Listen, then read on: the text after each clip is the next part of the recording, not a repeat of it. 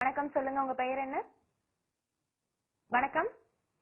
வணக்கம் மேடம். நான் குவைத்ல இருந்து Gomathi Shankar madam. Okay sir, உங்களோட சந்தேகங்கள் மற்றும் கேள்விகளை நீங்க சார் கிட்ட கேட்கலாம். வணக்கம், சொல்லுங்க sir. Sir water sir Balasubramaniam sir. வணக்கம், சொல்லுங்க சார். சார் யூடியூப் நாட்டுல நிறைய மழை பெய்யுதுன்னு நினைக்கிறேன். எங்களுக்கு ரொம்ப சந்தோஷமா இருக்கு சார். நான் ஒரு வெளிநாட்டுல வேலைக்காண்டி நான் குவைத்ல இருக்கிறேன் சார். சரிங்க.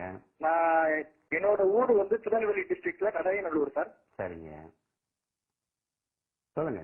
நான் வெளிநாட்டுக்கு நான் அப்ளை பண்ணிருக்கும் போது பாஸ்போர்ட் அப்ளை பண்ணிருந்தேன் சார். அப்போ கடையநல்லூர் போலீஸ் ஸ்டேஷன்ல என்னோட பாஸ்போர்ட்டை பாஸ் பண்ண முடியாது, நீ ஒரு 400 ரூபா 500 ரூபா கூடுன்னு சொல்லி ஒரு போலீஸ் ஆபீசர் என்கிட்ட ஓப்பனாவே கேட்டாரு சார்.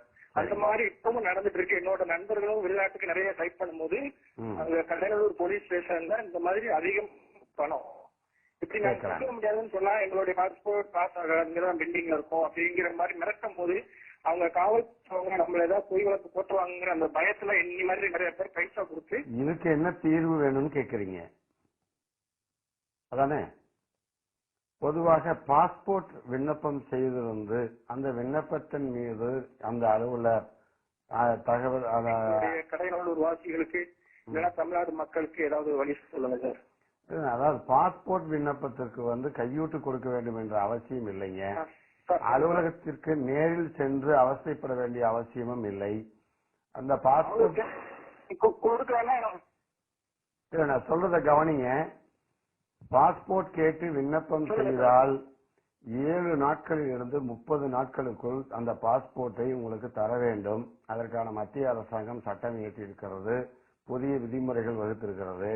நீங்கள் விண்ணப்பம் செய்த பிறகு உங்களுடைய காவல்துறை அருகாமையில் இருக்கக்கூடிய காவல்துறையினுடைய அலுவலகத்திற்கு உங்களுக்கு வெரிபிகேஷனுக்காக அங்க அனுப்புவாங்க.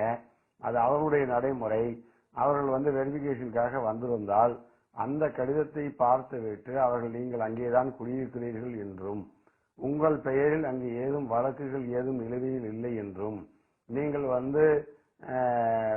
அதாவது கடன்தாரர் அல்ல, அதாவது நிலுவையில் உள்ள கடன்தாரர் அல்ல என்றும் குறிப்பிட்டு உங்கள் மீது எந்த வழக்கும் இல்லை என்று குறிப்பிட்டு அவர்கள் ஒரு சான்று அளித்து அவர்கள் பாஸ்போர்ட் அலுவலகத்திற்கு அனுப்ப வேண்டும். அவ்வாறு அவர்கள் அனுப்புவது அவருடைய கடமை. உங்களிடம் அந்த மாதிரி பாஸ்போர்ட் என்கொயரி வந்திருக்கு வாங்க அப்படின்னு சொல்லி கூப்பிடுறதே முதல்ல தவறு. அப்படி கூப்பிட்டால் நீங்கள் அங்கே செல்ல வேண்டிய அவசியம் இல்லை. அந்த நிலையை கருதி நீங்கள் தகவல் பெறும் உரிமை சட்டம் மூலமாக உங்களது பாஸ்போர்ட் விண்ணப்பத்தினுடைய நிலை என்ன, எவ்வாறு இருக்கிறது, யார் அதன் மீது என்னென்ன நடவடிக்கை எடுத்திருக்கிறார்கள் என்று கேட்டால் உங்கள் பாஸ்போர்ட் உங்களுக்கு வீடு தேடி வரும். அதனால நீங்க இதுக்காக லஞ்சம் கொடுக்க வேண்டிய அவசியம் நிச்சயமா இல்லை. தகவல் சட்டத்தை முறையா பயன்படுத்துங்க, நிச்சயமா வெற்றி பெறலாம். அழைப்பிற்கு நன்றி சார். மற்றொரு